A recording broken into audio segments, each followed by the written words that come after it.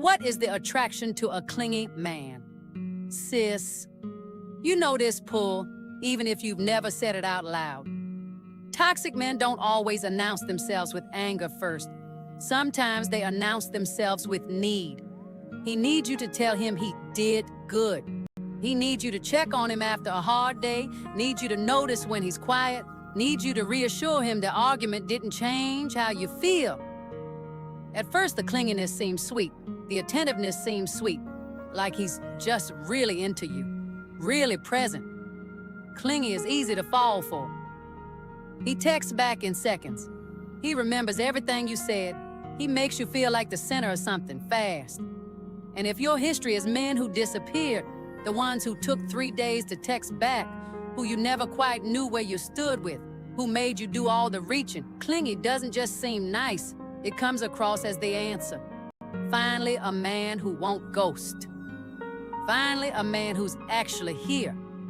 That contrast is doing the convincing, not his character. But smothering and present aren't the same thing either. And the woman who's been starved for attention is the one least likely to notice when attention turns into control, because it's still better than what she's used to. Sometimes it's the pull to be needed more than the pull to be loved. Being needed feels like being chosen, but it isn't the same thing. A man who needs you can't leave, not because he's committed, but because he can't function without the reassurance you supplied. That's safer for him than it is for you. You mistake his dependence for devotion. Sometimes it's what you grew up around.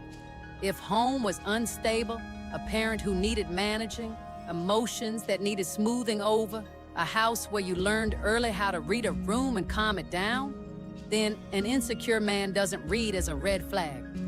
He reads as familiar. Familiar isn't the same as good, but your body doesn't always know the difference. And sometimes, sis, it's the chemistry confusion, the same one that trips up plenty of good men. Anxiety and attraction move through the body almost the same way.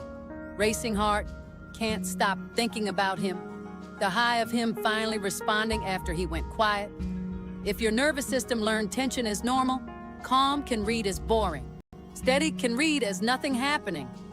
So, the peace of a secure man passes you by, and the ache of a clingy one lands as something that's good for you, that you have needed and wanted.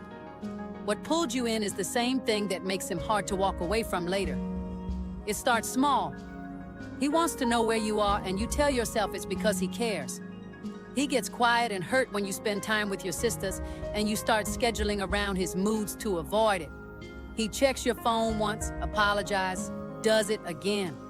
He shows up somewhere you didn't tell him you'd be and calls it missing you. That's where clingy crosses into toxic behaviors.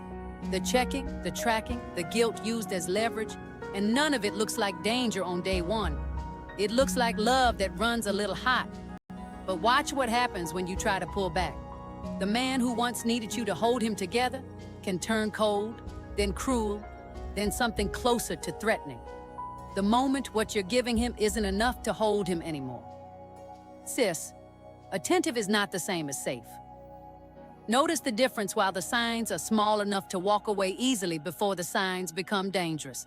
Sis, knowing your worth matters.